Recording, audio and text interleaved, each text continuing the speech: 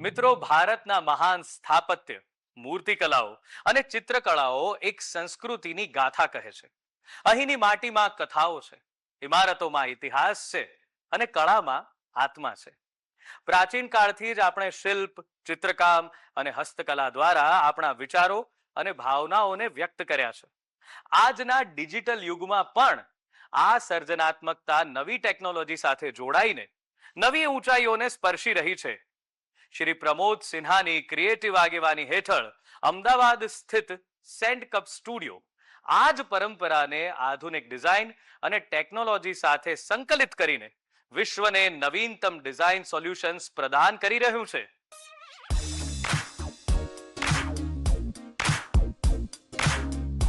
સેન્ડકપ studio એ અમદાવાદમાં સ્થિત માત્ર એક ડિજિટલ ડિઝાઇન સ્ટુડિયો નથી, પણ વિચારો અને સર્જનશીલતાનું કેન્દ્ર છે. તેઓ માત્ર user interface, user experience design, product design, ecosystem design કે વિઝ્યુઅલ ડિઝાઇન સુધી મર્યાદિત નથી. તેઓ સપનાને આકાર આપે છે, શૂન્યમાંથી સર્જન કરે છે અને બ્રાન્ડ્સને અનોખી ઓળખ આપે છે. તેમનો સર્જનશીલ અભિગમ અને તકોને અલગ રીતે જોવાની દ્રષ્ટિ સેન્ડકપ સ્ટુડિયોને અન્ય સ્ટુડિયો કરતા અલગ ઊંચાઈ આપે છે. मेरा नाम प्रमोद सिन्हा है और मैं अहमदाबाद से हूँ. हमारा डिज़ाइन स्टूडियो है जो आईटी स्पेस में काम करता है. स्पेसिफिकली डिज़ाइन क्षेत्र का जो अम्ब्रेला है ना, काफ़ी बड़ा अम्ब्रेला है और लोगों को ऐसा लगता है कि डिज़ाइन मतलब graphic design, web design, architectural design, things like that. लेकिन डिज़ाइन का जो मेजर रोल होता है वो प्रोडक्ट डिज़ाइन में आता है. जब मैं प्रोडक्ट डिज़ाइन की बात करता हूँ, इसका मतलब ये है कि डिज़ाइन को हम अपने बिजनेस में अप्लाई करके अपना रेवेन्यू ग्रो कर सकते हैं. मतलब सीधा सीधा प्रॉफिटेबिलिटी बढ़ा सकते हो. जैसे पैकेजिंग डिजाइन होता है, तो पैकेजिंग डिजाइन में आप कई बार है ना प्रोडक्ट पैकेजिंग को देख के खरीद लेते हो, तो वो भी एक डिजाइन का पार्ट है जिसको हम विजुअल कम्युनिकेशन डिजाइन बोलते हैं. वैसे ही कई क्षेत्र हैं डिजाइन के अंदर, जैसे विजुअल कम्युनिकेशन जिसके अंदर पैकेजिंग आ गया, वीडियो प्रोडक्शन आ गया, थिंग्स लाइक दैट. उसके अलावा आता है प्रोडक्ट डिजाइन जिसके अंदर पूरा का पूरा प्रोडक्ट ही हमें इनोवेट करना पड़ता है. एग्जाम्पल देता हूँ, जैसे उबर है, ओला है, ये सारे प्रोडक्ट डिजाइन का एग्जांपल है.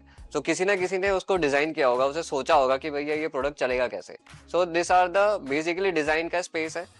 ये डिजाइन में दो चीजें काम करती है. एक टेक्निकल पार्ट काम करता है कि जब हमने डिजाइन कर दिया, किसी को डेवलप करना पड़ेगा, वो डेवलपमेंट कंपनी में जाता है, जो आईटी कंपनी में जाता है. आईटी कंपनी में भी डिजाइनर्स होते हैं, लेकिन कुछ डेडिकेटेड डिजाइन स्टूडियोज होते हैं, जैसे हमारे स्टूडियोज, जो सिर्फ टेक्निकल पर्सपेक्टिव से प्रोडक्ट को नहीं देखते, वो यूजर पर्सपेक्टिव से प्रोडक्ट को देखते हैं, और वो हमारा एक्सपर्टीज है और यही डिजाइन स्पेस है बेसिकली.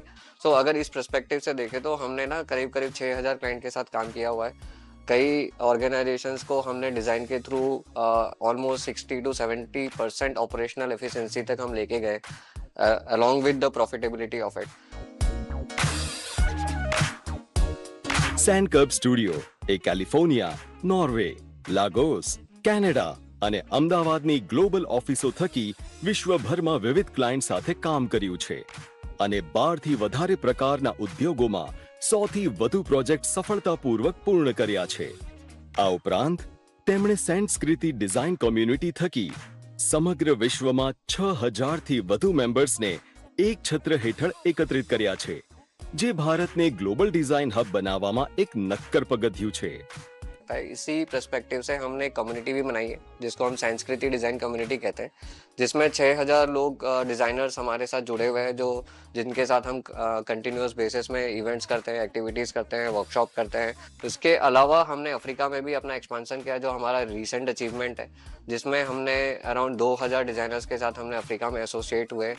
अपार्ट फ्रॉम दैट हमने रथ यात्रा में काम किया है, गुजरात गवर्नमेंट ऑफ गुजरात के साथ एसोसिएट होके.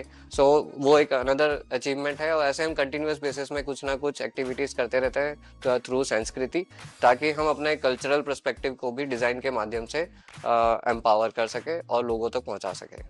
सो अभी हमने प्लान किया है कि हम वर्ल्ड का सबसे लार्जेस्ट डिज़ाइनाथॉन करेंगे. डिज़ाइनाथॉन का मतलब है डिज़ाइन कॉम्पिटिशन, जहाँ पे करीब करीब 4000 designers all across India participate करेंगे. सो इसी पर्सपेक्टिव से हम डिज़ाइनाथॉन कर रहे हैं मई 2025 में. हम कंटिन्यूअस बेसिस पे मतलब सेवा कार्य भी करते हैं. जैसे अभी हम कुंभ में गए थे, तो कुंभ में हमने सेवा कार्य किया. उसके अलावा हमने रिसेंटली वृंदावन करके हमारा एक ओल्ड एज होम है, जहाँ पे हम हमेशा कंट्रीब्यूट करते हैं. सो ओल्ड एज होम में जाके हम उनके साथ टाइम स्पेंड करना, उनके साथ इवेंट्स करना, उनकी सेवा करना, this is another perspective of संस्कृति. Thank you so much for giving this award AVP अस्मिता, क्योंकि ये मुझे ऐसा लगता है ना कि डिजाइन के तो कई अवार्ड्स हैं जहाँ पे हम एज ए एजेंसी अप्लाई करते हैं, अवार्ड लेते हैं, लेकिन इंडस्ट्री स्पेसिफिक अवार्ड लेना अपने आप में एक अचीवमेंट है.